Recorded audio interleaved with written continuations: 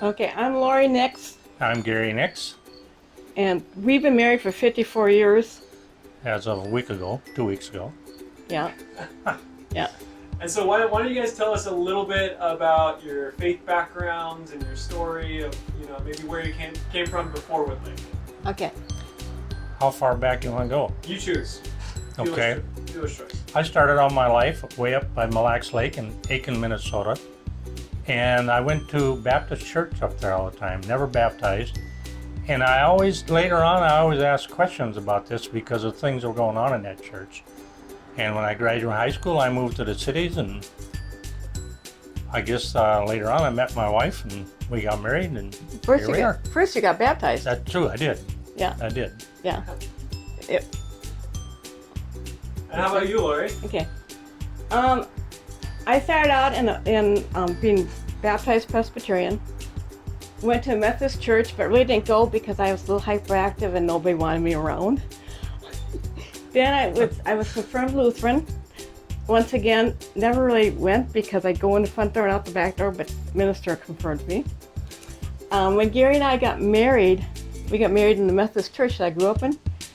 They didn't know that I belonged to my mom because Mom wouldn't sit with me because I couldn't sit still. And Gary was surprised, weren't you? Yeah. Yeah, very surprised when the people at the church didn't know I belonged to my mom.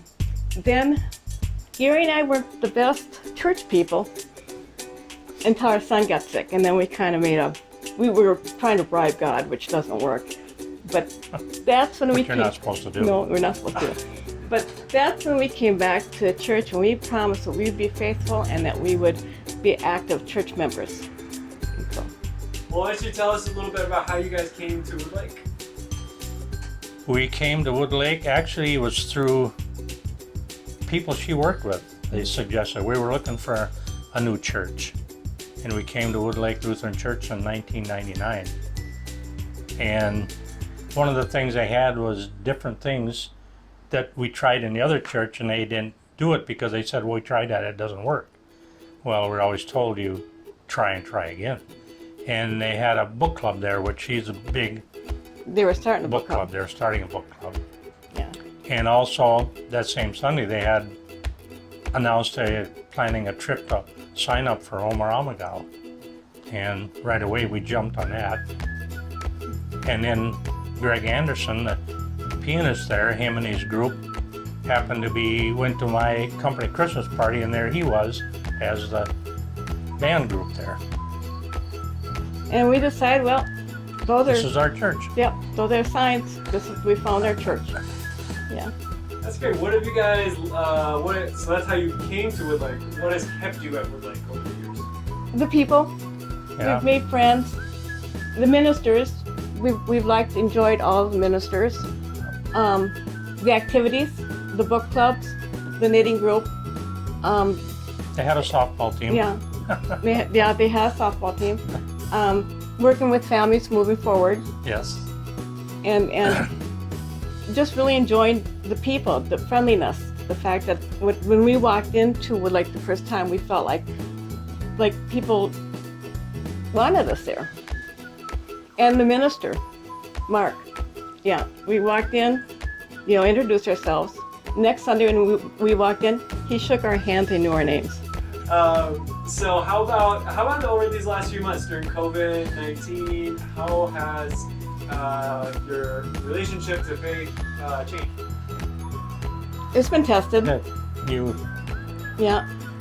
Yeah, it's been tested. We've had to change a lot of things. We can't travel like we're used to. I love to fish. I can't go fishing. I keep saying I'm on house arrest. Yeah, And that ain't how you put it. no, also, my mom, when I was a kid, I was always in trouble. And so she grounded me for life one time. I didn't think she was going to stick to her plan and come back and enforce it. That's how I feel like I've been grounded. Yeah. How about for you, Gary? Yeah, same thing. You just learn how to deal with it the best you can. Thankfully, nobody really close to us that we know of got it or had it, but we do know people that do, and you just talk things over and do things that you're supposed to do. And I think if everybody did that, we could probably get through this a lot quicker than we are. So how about all this George, the social unrest with the murder of George Floyd? How has that affected you guys during this time? That's really affected me. I want to be involved, and normally I would have been down there protesting right with them, but I can't because of the COVID. I can't take a chance on doing that because of our age and health reasons. And so I've taken to my sidewalk, well, my driveway chalk, and also making my door signs so I can be involved. And writing letters, you know, just trying to do my part without affecting myself. And when you see a lot of these things, to me, I just don't understand that you really treat each other this way. Other people treat each other this way, and why? I mean, unless a person does something to me, I have no reason not to like them or take them on. Like our neighbors around here are all We're very different. diverse. We're very diverse around here, all the way around us. And we all bring something to the party, really, you know. We enjoy everybody around here. Well, thank you guys. Do you have any words of wisdom for Woodlakers as we let you go here?